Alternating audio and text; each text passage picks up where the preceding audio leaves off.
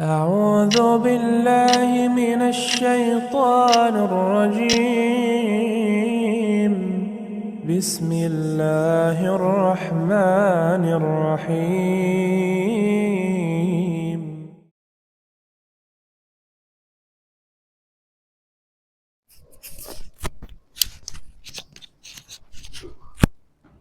Bismillahirrahmanirrahim. Assalamualaikum warahmatullahi wabarakatuh. Jazakallahu khairan. Innal hamdalillah nahmaduhu wa nasta'inuhu wa nastaghfiruh wa na'udzu billahi min shururi anfusina wa sayyiati a'malina.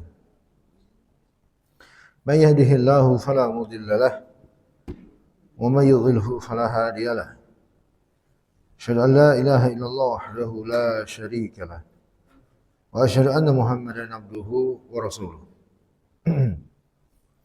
يقول الله تعالى في كتابه الكريم يا أيها الذين آمنوا اتقوا الله حق تقاته ولا تموتن إلا وأنتم مسلمون يا أيها الناس اتقوا ربكم الذي خلقكم من نفس واحدة وخلق منها زوجها وبث منهما رجالا كثيرا ونساء واتقوا الله الذي تساءلون به والأرحام إن الله كان عليكم رقيبا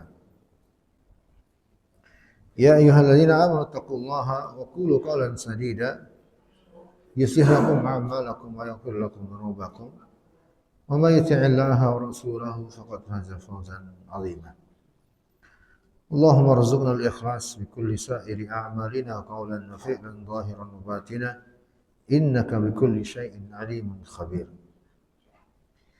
Hadirin jamaah Masjid As-Salam yang saya hormati dan yang saya muliakan. Alhamdulillah kita berkumpul kembali di forum ini. Forum yang mudah-mudahan menjadi sebab gugurnya dosa-dosa kita. Forum yang menjadi sebab dengannya kita menjadi hamba yang lebih baik. Dan semoga Allah senantiasa memberi istiqomah kepada kita semua. Salawat serta salam mari kita panjatkan untuk junjungan kita Nabi besar Muhammad sallallahu alaihi wasallam. Hadirin Bapak Ibu kaum muslimin dan muslimat jamaah rahimakumullah. Kita masih membahas tafsir untuk ayat ke-8 dari surat Asy-Syams untuk pelajaran-pelajaran yang diambil darinya. Pada firman Allah Subhanahu wa taala, qad aflaha man zakkaha wa qad khaba man dassaha 9 dan 10. Maka pastilah beruntung dia yang menyucikannya dan merugilah dia yang mengotorinya. Menyucikan dan mengotori jiwanya. Untuk ayat ini kita telah jelaskan sejumlah kaidah sebagai upaya untuk menyucikan jiwa. Ini adalah pembahasan kita yang terakhir yang kita ambil dari risalah yang ditulis oleh Fadilatul Syekh Abdul Razak Al-Badr hafizahullah tentang 10 kaidah dalam menyucikan jiwa. Jadi 10 hal yang mesti diperhatikan bila kita ingin menyucikan jiwa kita. Jadi ini adalah bukan hanya tentang bagaimana cara menyucikan jiwa, bukan ya. Karena menyucikan jiwa itu sederhananya adalah Anda jalankan ketaatan, Anda jauhi dosa, suci bersih diri Anda. Maka pembahasannya bukan hanya tentang itu. Tapi ada 10 hal yang mesti diperhatikan dalam perjalanan Anda, dalam usaha Anda untuk menyucikan jiwa Anda. Supaya apa? Supaya kita tidak merasa telah berusaha menyucikan jiwa kita dengan tidak berbuat dosa, dengan beramal ketaatan, tapi tidak terpenuhi kaidah-kaidah yang dibahas di sini. Maka usaha tersebut tidaklah berguna, tidak optimal, dan tidak terwujud. Misal, kalau hanya sebatas kita katakan menyucikan jiwa itu dengan menjalankan ketaatan, menjauhi dosa. Itulah cara untuk menyucikan jiwa. Sekarang bukankah kita juga tahu bahwa ada nih orang yang menjalankan ketaatan yang dia tidak mentauhidkan Allah. Betul tidak? Ada nggak nih orang yang beribadah menyembah Allah tapi dia tidak mentauhidkan Allah? Ada tidak? Hah? Banyak. Dia beribadah kepada Allah tapi tidak mentauhidkan Allah. Artinya apa? Berbuat kesyirikan. Makanya Syekh Abdul Razak mengatakan poin yang paling mendasar, kaidah yang pertama dalam menyucikan jiwa, tauhid. Bahwa orang yang beribadah kepada Allah, yang dia niatkan supaya dirinya bersih, dirinya suci, menjadi hamba yang bertakwa, menjadi hamba yang soleh, tapi bersama dengan itu dia melakukan perbuatan syirik, tidak mentauhidkan Allah, maka tidak akan terwujud kesucian jiwa yang diinginkan itu, nggak akan pernah terwujud. Maka hadirin yang saya hormati dan yang saya muliakan, ini adalah 10 kaidah dalam menyucikan jiwa. Ya, 10 hal yang mesti diperhatikan dan dihadirkan dalam usaha kita untuk menyucikan jiwa kita. Jadi ini maksudnya ya, 10 kaidah ini. Kita telah bahas kaidah 1, 2 sampai kaidah keberapa Pak Yuda? 4. Sekarang kita masuk yang kelima ya. Baik, kaidah yang kelima. Syekh Abdul Razak Al-Badr hafizahullah taala mengatakan, kata beliau, kaidah yang kelima dalam menyucikan jiwa yaitu senantiasa menghiasi diri. Ya. Senantiasa berusaha membersihkan diri dari kotoran-kotoran.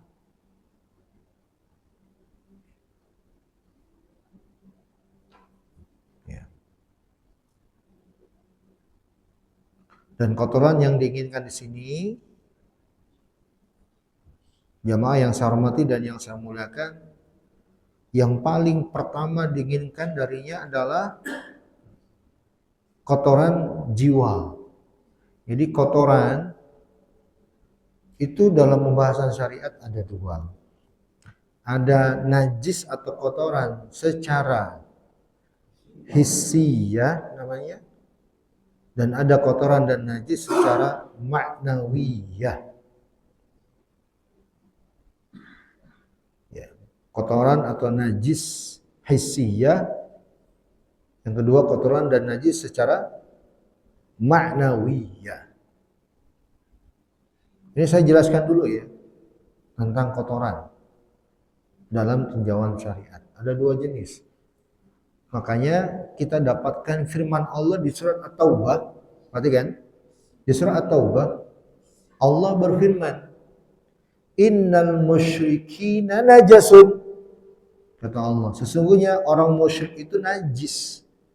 Orang kafir itu najis, non-muslim itu najis. Nah, inilah salah paham oleh sebagian golongan ya.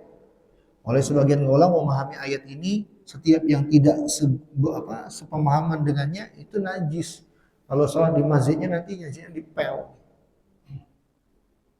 Tahu nggak golongan apa itu? Tahu?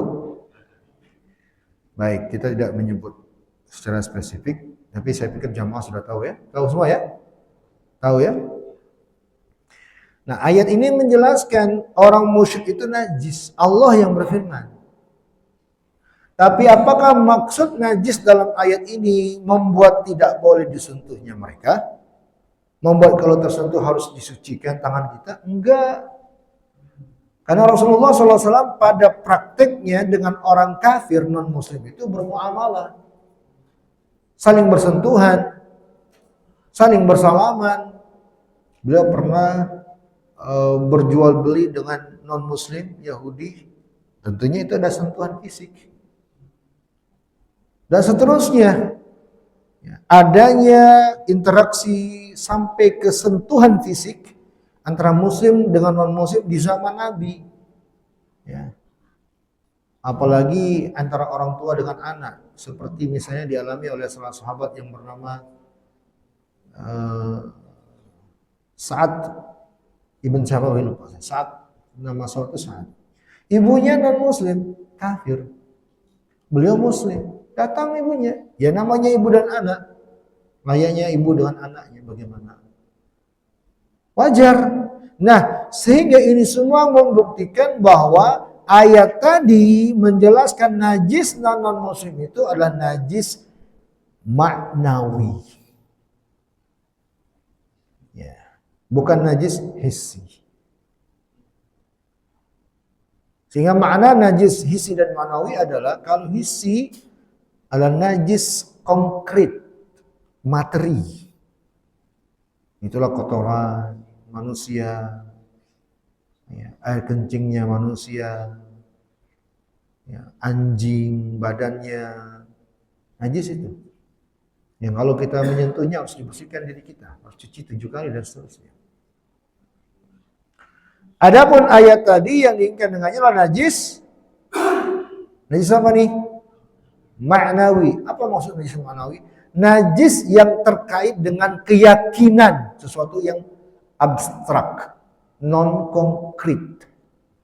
Keyakinannya najis. Apa keyakinan mereka memang?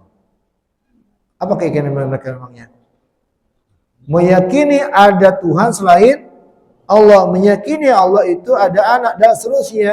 Dari keyakinan-keyakinan yang kufur itu najis. Dalam artian diri kita harus dibersihkan darinya.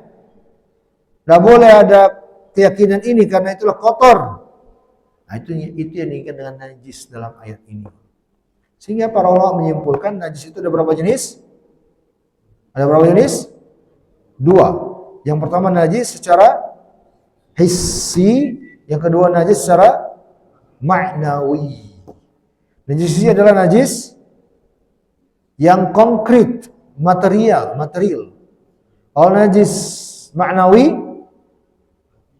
najis yang abstrak, terkait dengan apa ini? Keyakinan. Segala keyakinan kufur kepada Allah itu najis. Paham?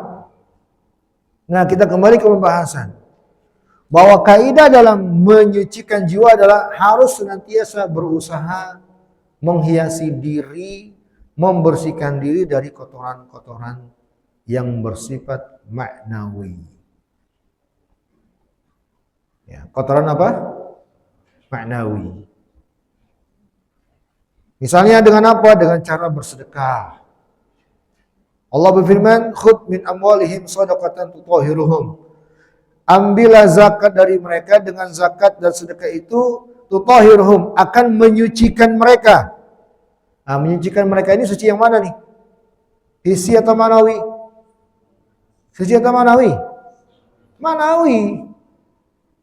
Bukan artinya kalau ada orang yang bayar zakat atau sedekah lalu dia suci gitu, ya, sehingga sholat nggak perlu berwudu lagi, ya, cukup mencukupkan diri dengan bayar zakat aja udah suci itu, udah nggak usah lagi wudu kalau sholat, enggak kan? Maka suci di sinilah suci maknawi. Allah terangkan dengan bersedekah itu akan membuat kalian bersih dari kotoran, ya, kotoran yang sifatnya maknawi. Ya. Hadirin yang saya hormati dan yang saya muliakan. Dan cara yang lainnya memperbanyak dan sering beristighfar kepada Allah. Ini di antara cara membersihkan atau menghiasi diri. Ya. Memperbanyak istighfar. Nah, ini yang saya pernah singgung di awal pembahasan. Hadirin yang saya hormati dan yang saya muliakan, yang kita bahas ini adalah usaha untuk menyucikan jiwa. Bukan membahas tentang siapa yang paling suci. Itu bukan bahas itu ya, ingat. Supaya kita semua senantiasa optimis. Supaya kita semua tidaklah berkecil hati. Seburuk apapun diri kita, sebanyak apapun dosa kita, tetaplah ada kesempatan untuk menyucikan diri.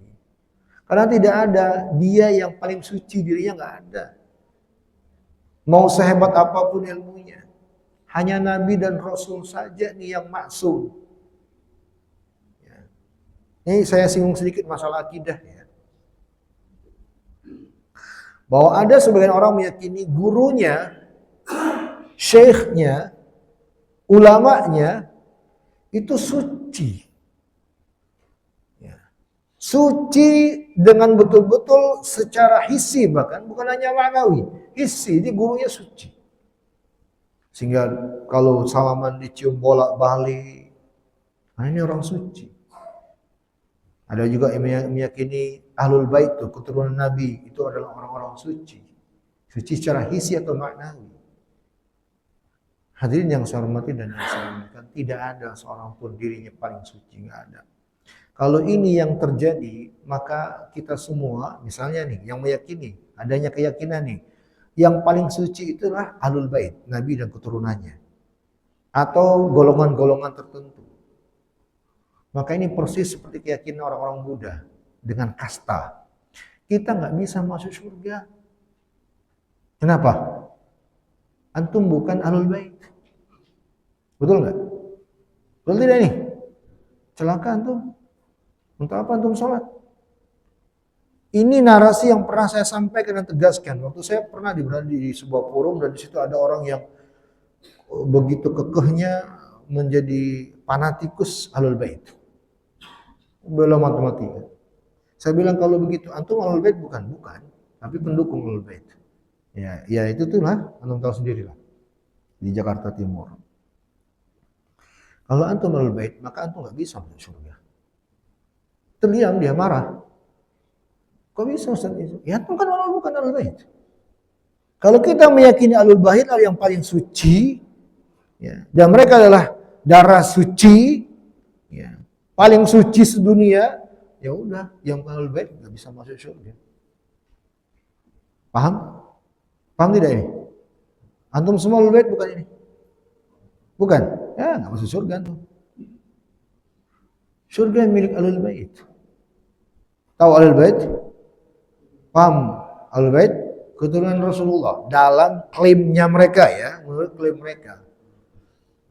Mau dibuktikan secara ilmiah juga kan mesti dilakukan, tapi enggak. Baik, kita kembali ke pembahasan. Jadi yang kita bahas ini proses dalam menyucikan jiwa.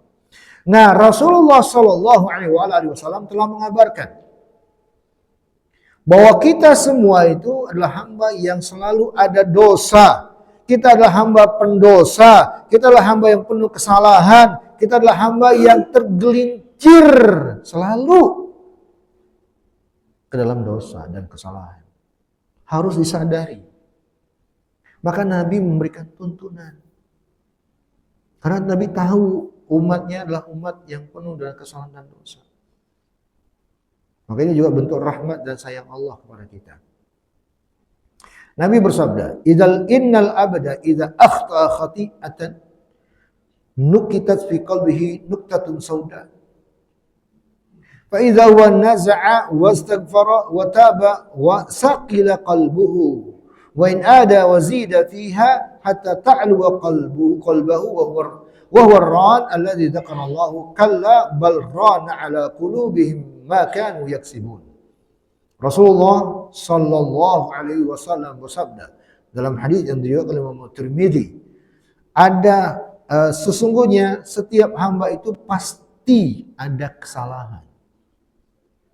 Ketika dia terjatuh dalam kesalahan, maka saat itu muncullah bintik hitam di hatinya. Jadi kita kalau melakukan dosa, yang kita lakukan dari dosa itu muncul bintik hitam di hati kita.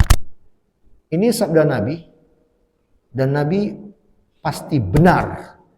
Bahwa shadiqul masduq, Nabi itu benar dan pasti dibenarkan.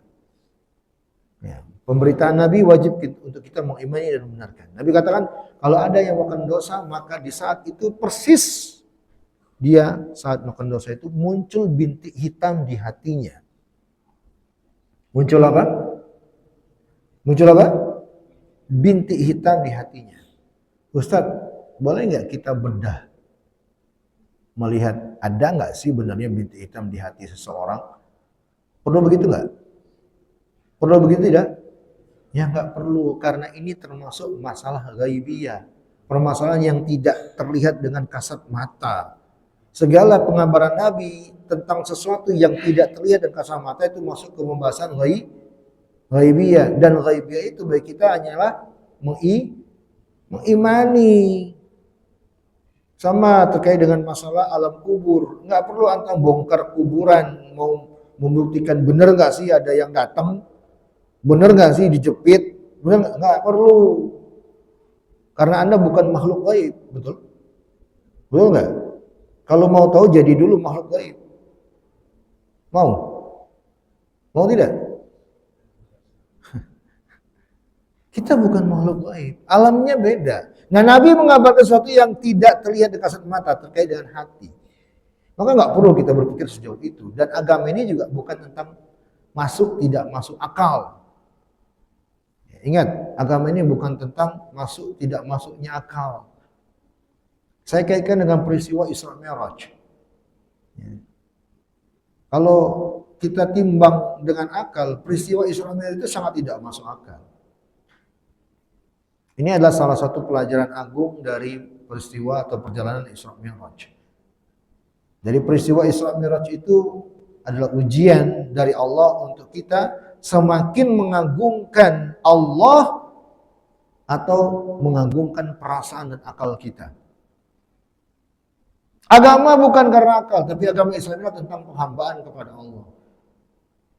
Ketika Nabi diperjalankan antara Masjidil Haram di Mekah ke Masjidil Aqsa di Palestina, lalu dari Palestina naik ke langit, balik lagi cuma di satu malam. Yang secara normalnya perjalanan dari kota Mekah ke Palestina itu menempuh perjalanan dengan kendaraan di saat itu, kalau nggak onta, ke kuda, keledai, itu membutuhkan waktu 2 bulan. Berapa lama? Berapa lama? 2 bulan dari Mekah ke Palestina itu. Jauh. Ya, makanya kata Imam Ibnu Hisham dalam sirahnya, ketika Nabi siang harinya mengabarkan peristiwa tadi malam, beliau ke Palestina hanya di satu malam, lalu balik lagi nih, udah di Mekah nih, malam itu juga, pagi harinya cerita, nggak ada yang percaya kecuali satu, siapa? Abu Bakar. Nggak ada, cuma satu orang ini aja yang percaya. Makanya diberi gelar dengan As-Siddiq. Apa arti As-Siddiq? Yang selalu membenarkan. Engkau betul-betul siddiq, kata Nabi. Cuma beliau aja yang benarkan, yang lainnya nggak percaya. Kata Imam Ibnu Hisham, gara-gara peristiwa itu banyak yang murtad. Banyak murtad di saat itu. Di masa Nabi aja udah ada yang murtad. Ya, gara-gara apa coba?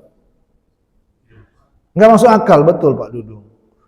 Ya, yang mereka dengar ini adalah informasi yang nggak masuk akal. Jadi saya ingin tegaskan bahwa Islam ini bukan tentang masuk tidak masuk akal Anda. Beragama Islam itu bukan tentang masuk nggak masuk akal, tapi berislam ini adalah tentang penghambaan, kepasrahan, ketundukan, dan pemuliaan kita kepada Allah dengan sebenar-benarnya pemuliaan. Masuk akal nggak masuk akal, sesuai nggak sesuai Anda. Kalau sudah jelas dari Allah dan Rasulnya, kita sami'na wa ata'na. Kalau nggak mau, tetap mengukur dengan akal, murtad nanti jadinya. Na'udzubillah. Ada orang masuk Islam, lalu dengan komentarnya, saya masuk Islam ini karena Islam adalah agama yang paling logis. Salah itu, narasinya salah. Paham? Paham tidak? Kenapa salah? Karena Islam ini bukan diukur dengan logika, akal. Jadi hadirin yang saya hormati, mari kita sikapi dalil-dalil nih yang gak masuk akal dengan iman. Gak usah mempertentangkannya. Ini kalau sudah hadis Nabi yang bersabda, ayat Allah yang berfirman, sudah gak usah ditimbang-timbang dengan akal. Mungkin ada pertanyaan, Ustaz, lalu apa fungsi akal? Akal itu fungsinya adalah untuk menimbang sesuatu benar atau salah berdasarkan syariat. Makanya akal itu butuh diberi bekal. Bukan fungsi akal untuk menentukan mana salah, mana benar. Mengeksekusi sendirinya, enggak. Dia menentukan, menimbang mana benar, mana salah berdasarkan apa? Syariat. Maka akal itu butuh diberi bekal dengan syariat. Itulah fungsi akal. Paham sampai di sini? Jadi saya mengajak untuk semua hadirin menyikapi dalil-dalil itu dengan pasrah, menerima, tunduk, patuh. Itulah Islam. Nabi katakan di sini, siapa yang berbuat dosa maka persis saat itu muncul bintik hitam di hatinya. Benar nggak ini? Benar tidak? Percaya nggak? Percaya nggak? Benar. Coba kita buktikan. Siapa yang mau dibelah dadanya? Konyol kan? Nggak perlu. Ya. Kata Nabi SAW, muncullah bintik hitam di hatinya. Faidah huwa naza'a wastaghfar.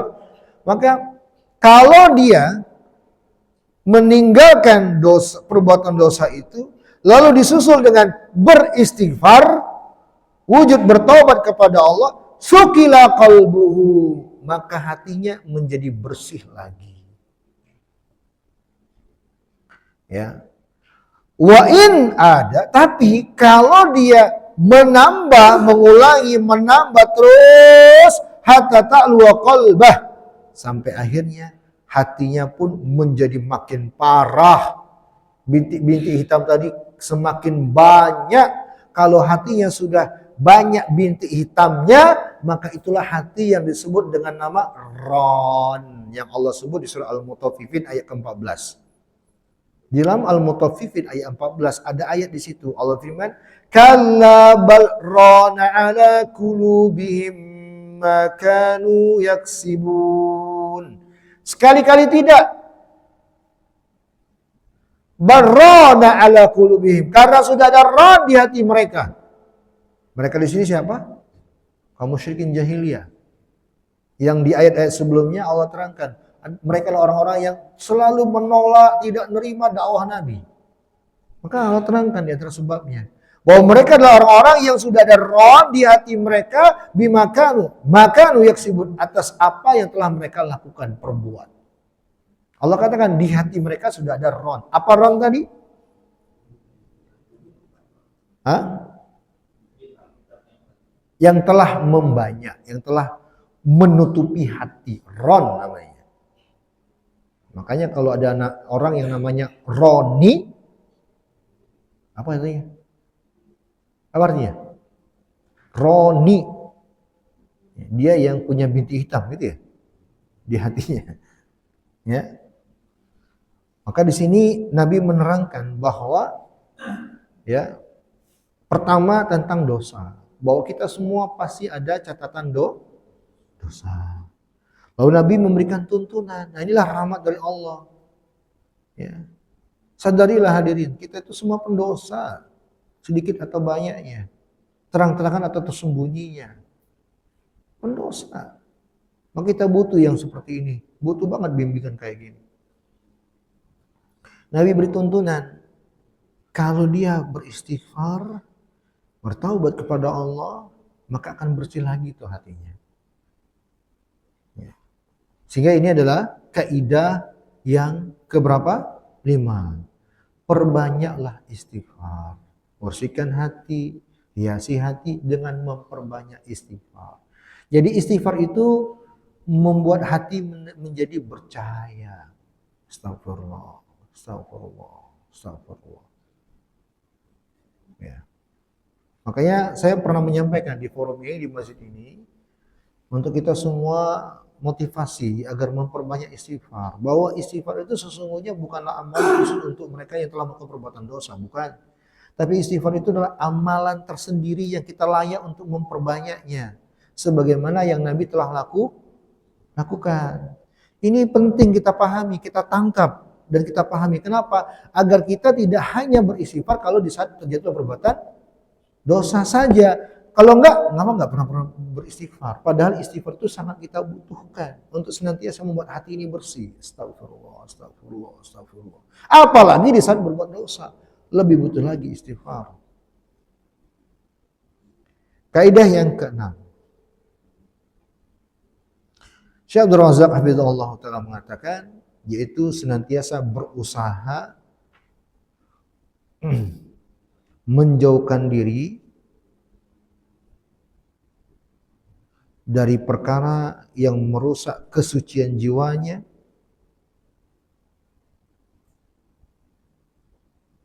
dan menjatuhkannya ke dalam kehinaan. Berusaha menjauhi itu semua.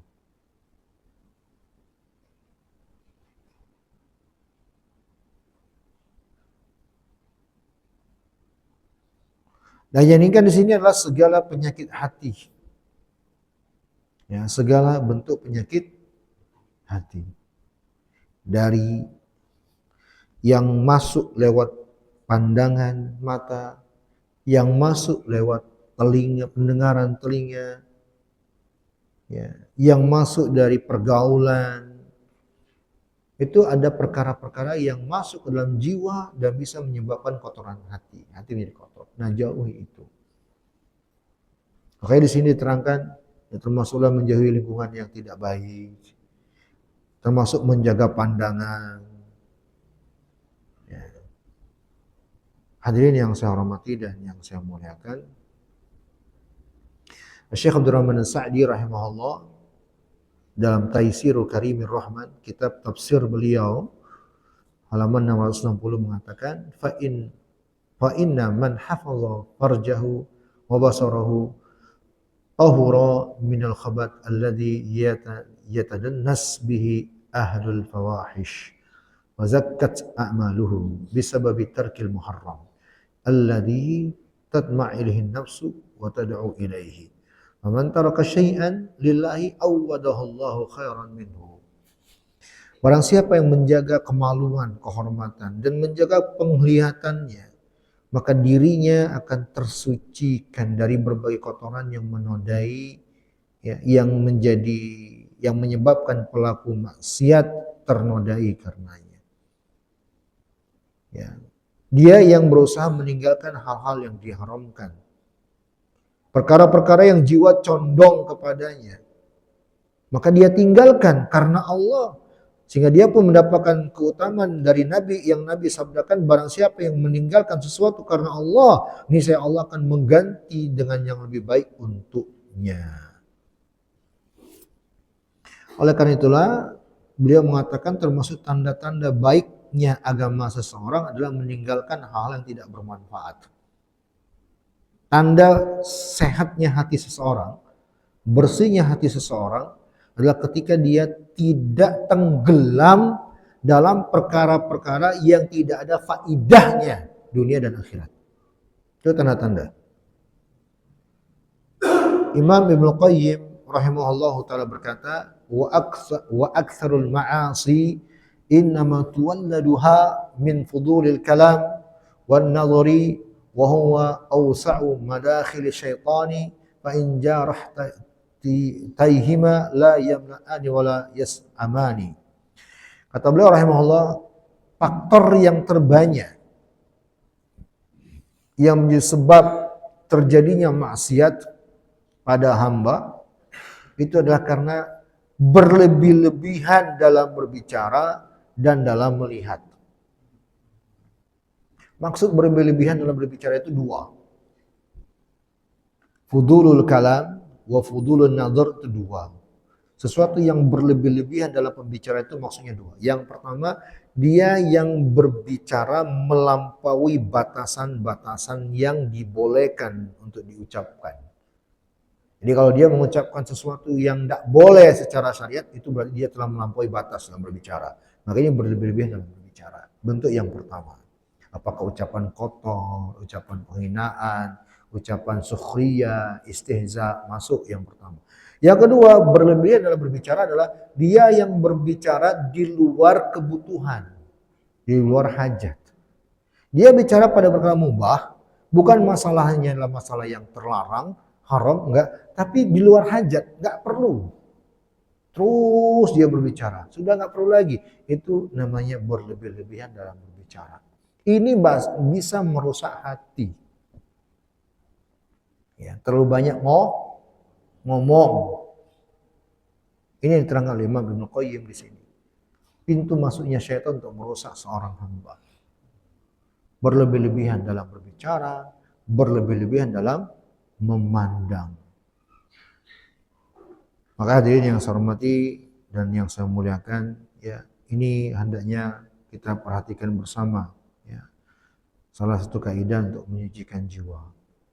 Ya, sangat penting sekali, apalagi terkait dengan lisan, ya, yakni berbicara. Ya, sebab lisan itu sangat erat hubungannya dengan hati. Rasulullah SAW pernah mengatakan, ya, anggota badan ya berkata kepada lisan, wahai lisan, istiqomahlah engkau. Bila engkau istiqomah, maka kami pun akan istiqomah. Bila engkau tidak istiqomah, maka kami pun akan rusak. Maka pentingnya fungsi lisan bagi hati. Sehingga mari kita jauhkan diri dari perkara-perkara yang tidak bermanfaat pada ucapan, pada perbuatan. Baik, kaidah yang keberapa lagi? Ketujuh. Senantiasa mengingat kematian. Ini kaidah yang ketujuh. Sebelum saya masuk penjelasan Syekh Rahim Hafizahullah, saya ingin beri pengantar dulu dan penguat dan validasi, ya, bahwa kalau kita berbicara kematian, itu artinya kita berbicara tentang diri kita masing-masing. Ya. Kita kalau berbicara tentang kematian, bukanlah berbicara tentang sesuatu yang diarahkan kepada golongan kalangan tertentu. Bukanlah tentang orang-orang yang telah lanjut usianya, bukan. Kalau kita berbicara kematian, bukan pula tentang orang-orang yang sudah sekarat, sakit berat di situ, bukan. Tapi kalau kita bicara kematian, itu bicara tentang siapa? Tentang siapa? Kita pribadi masing-masing, antum semua, termasuk saya. Karena namanya kematian itulah ajal yang hanya Allah yang tahu. Bisa jadi dia yang sehat lebih dulu menemui ajalnya daripada dia yang sakit. Bisa jadi dia yang muda lebih dulu menemui ajalnya daripada dia yang telah tua dan seterusnya. Itulah kematian. Dan memperbanyak mengingat kematian, hadirin, termasuk salah satu bisa membantu seorang hamba untuk menyucikan jiwanya. Ya. Rasulullah SAW bersabda, "Aktsiru zikraha dimil ladzat ya'nil maut." Perbanyaklah oleh kalian mengingat pemutus, penghancur segala kenikmatan, yaitu kematian. Hadis riwayat Imam Ibnu Majah. Ya. Hadirin yang saya hormati dan yang saya muliakan, oleh karena itulah juga adanya syariat untuk ziarah kubur. Yang Rasulullah SAW anjurkan, kuntu nahaitukum an ziyaratil kubur fazuruha fa innaha tudzakkirukumul akhir. Aku pernah melarang kalian untuk ziarah kubur, tapi sekarang ziarahlah ke kuburan, karena dengan hal itu bisa mengingatkan kalian kepada negeri akhirat. Kalau kita datang ke kuburan, maka di antara yang kita mesti hadirkan bahwa kita akan menyusul. Kita tidak akan berbeda dengan yang saat ini kita lihat di dalam kuburnya. Ya. Maka hadirin yang saya hormati dan yang saya muliakan, mengingat kematian itu luar biasa manfaatnya untuk kita semua. Ya, karena kata para ulama, memperbanyak mengingat kematian itu akan memperpendek angan-angan. Ya. dan akan senantiasa berusaha memperbaiki diri dan selalu berusaha untuk mendekatkan diri kepada Allah. Itu kalau mengingat kematiannya benar. Ya. Pasti akan melahirkan sikap, moral, dan perilaku yang baik. Kenapa ada orang yang begitu entengnya berdusta? Kenapa ada orang yang begitu entengnya berbuat kepalsuan? Kenapa begitu entengnya ada orang yang menghina sana, menghina sini, mencela sana, mencela sini? Mungkin kunci jawabannya di sini. Lupa bahwa dia akan mati. Lupa bahwa dia akan apa? Mati. Maka jamaah yang saya hormati, kita semua pasti akan mengalami yang namanya mati. Semoga Allah mewafatkan kita dengan husnul khatimah. Bahwa kita semua akan meninggalkan harta benda kita. Kita semua akan meninggalkan keluarga kita. Kita semua pasti akan sendirian dan tidak ada satupun yang kita bawa kecuali hanya 2-3 lembar kain kafan. Kita akan sendirian dalam kubur. Kita semua akan meninggalkan harta benda yang selama ini kita mati-matian mencari dan mendapatkannya. Kita akan meninggalkan keluarga kita yang selama ini kita sangat menyayanginya. Kematian. Sesuatu yang pasti akan kita alami, siap atau tidak siapnya Anda. Ya. Kuat atau lemahnya Anda. Tua atau mudanya Anda. Pasti dia akan mengalami kematian. Nah, konsep berpikir seperti ini akan membuat kita terdorong untuk berusaha memperbaiki diri. Ya, senantiasa memperbaiki diri. Maka penting sekali bila ada yang ingin menyucikan dirinya, perbanyaklah mengingat kematian. Kaidah yang ke berapa lagi? 8. Memilih teman. Habis ya? Waktunya? 2 menit. 1 menit ya. Kayak 8. Memilih teman dalam bergaul.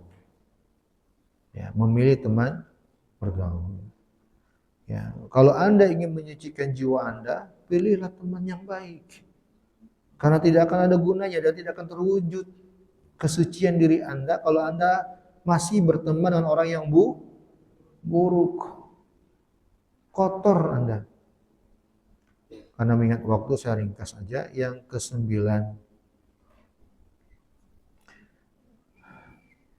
Yaitu senantiasa menjauhkan sikap ujub.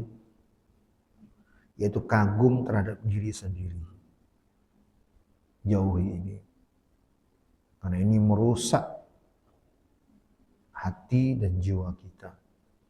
Dan ini juga dosa yang pertama terjadi pada makhluk ciptaan Allah. Yaitu pada diri iblis. Itulah dosa yang pertama pada makhluk ciptaan Allah. Yang dialami oleh iblis. Di saat dia merasa apa? Lebih baik daripada Adam alaihi salatu wassalam. Yang terakhir, yang ke-10, senantiasa mengenali hakikat jiwa. Ya.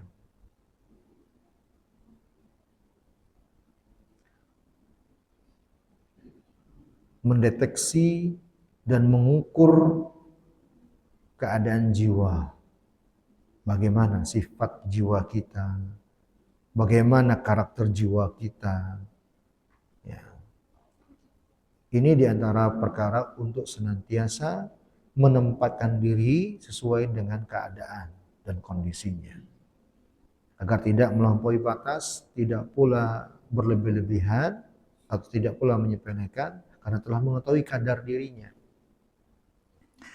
Baik, ini kaidah yang terakhir dan dengan demikian selesailah kita membahas 10 kaidah dalam menyucikan jiwa dan dengan demikian juga berakhir penafsiran dan penjelasan untuk ayat yang ke-9 dan 10. Pada pertemuan selanjutnya kita insyaallah masuk ke ayat setelahnya dari surah Asy-Syams ini. Cukup dari saya penyampaian ini, materi ini, dan saya mohon maaf atas segala keterbatasan dan kekurangan. Hanya kepada Allah saya mohon ampunan. Kita tutup dengan subhanakallahumma wa bihamdika asyhadu an la ilaha illa anta astaghfiruka wa atubu ilaik. Walhamdulillah wabillahi taufiq wal hidayah. Wassalamualaikum warahmatullahi wabarakatuh.